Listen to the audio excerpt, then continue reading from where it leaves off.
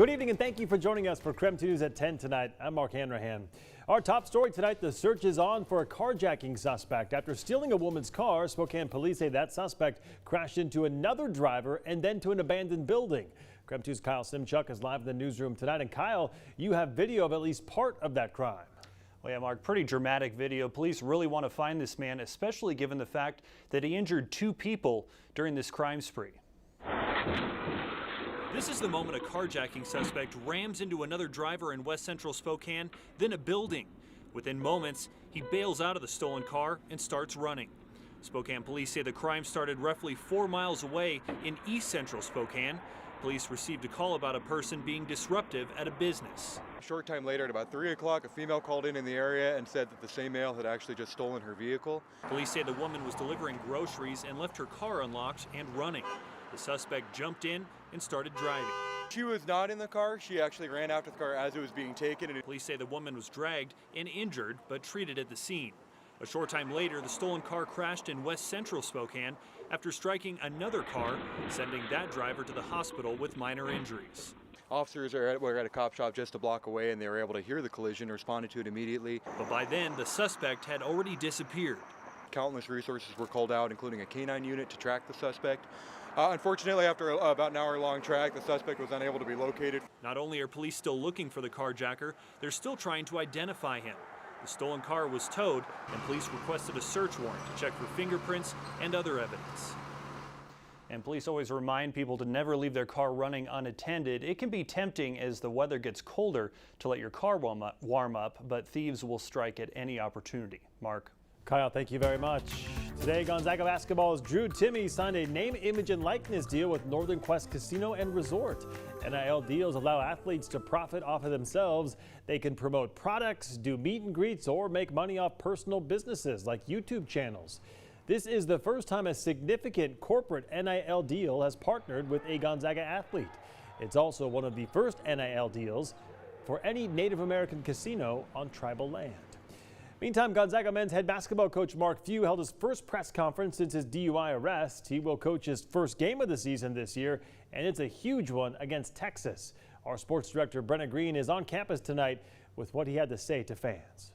Yeah, Few was allowed to be around his team this entire time. The only time he wasn't around them was during their games. So the only difference for him today at practice was that the media was in attendance. You can tell Few certainly wants to put the events of September in the past. Incredibly remorseful that it happened, but it's been 10 weeks now. We've moved on. Mark Few's DUI arrest reverberated throughout the community in September and brought him the first genuinely negative press of his career.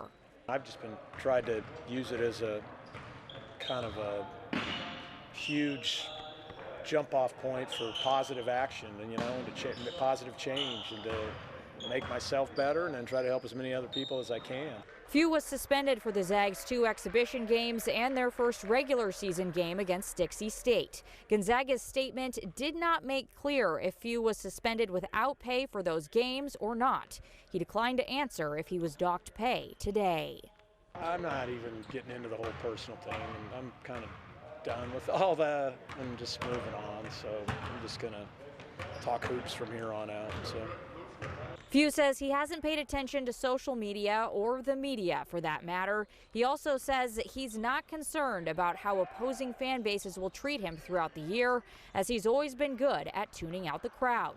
As for his thoughts on the crowd's reaction in the kennel when he returns on Saturday, I don't know, I haven't really thought about it. Just trying to figure out how to battle Texas. This is fully on my mind. That Texas game is front and center for one Drew Timme, as he hails from the state and has no lack of connections to the Longhorns. The series was originally supposed to begin in Austin. Timmy's a bit bummed that didn't happen. I was a little upset. I wish we were playing in Austin.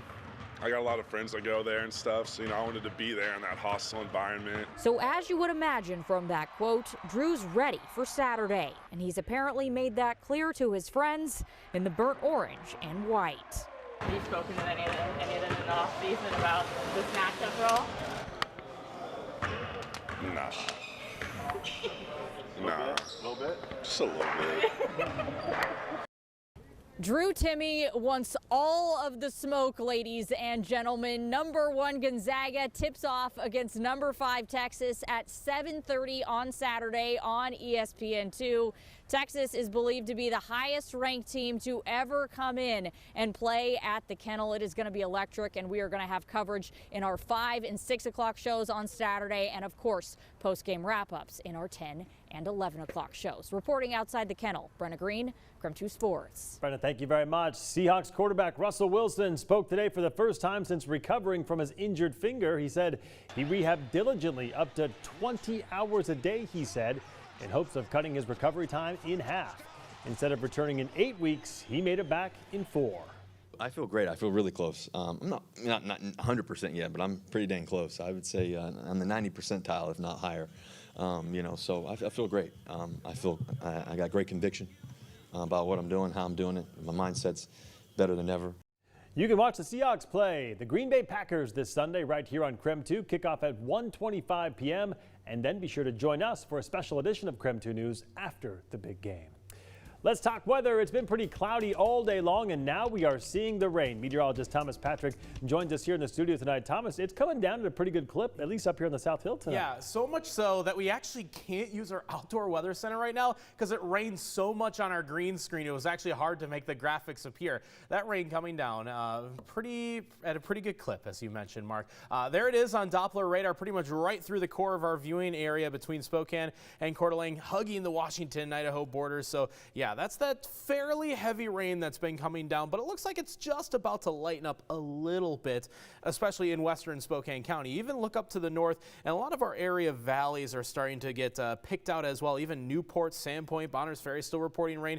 Maybe up towards Colville, it could be a light rain snow mix at the moment, but temperatures are actually pretty stable through the evening hours tonight. We're sitting at 38 right now, and actually expecting those temperatures to rise through the evening hours because of a warm front that's moving through. But yeah, Future Tracker has the picture painted for us, and it's all green even through tomorrow morning. So Friday's looking like a pretty wet day, and that's one of 2 fairly warm weather systems that we're tracking heading into the weekend. We'll show you more and time it out for you coming up in a few minutes. Sounds good, Thomas. Thank you very much. Tomorrow, the Elmira School District will meet to discuss construction plans for a new high school. This comes just a month after a fire that left Elmira kids without a school. It was a big fire. Well, after that fire, the school received a $30,000 donation to assist with the recovery effort. The meeting tomorrow will discuss the design for construction of the new Elmira School District facilities. More to come on that one. It is now on to closing arguments in the trial of Kyle Rittenhouse. The 18-year-old's accused of killing 2 people after civil unrest in Kenosha, Wisconsin, back in August of 2020. His defense is arguing the teenager had reason to fear for his life when he shot 3 people, 2 of them fatally. A video expert took the stand for the defense today.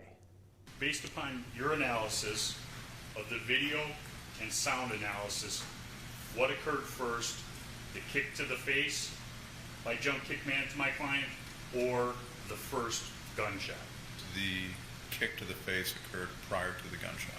Rittenhouse faces up to life in prison if he's convicted of homicide. The jury will return Monday for closing arguments. A 9th person has died now after being badly hurt at the Astroworld Festival in Houston. 22-year-old Barty Shahani was a senior at Texas A&M University. At least 50,000 people were in attendance Friday when the crowd started surging toward the stage during a performance by rapper Travis Scott.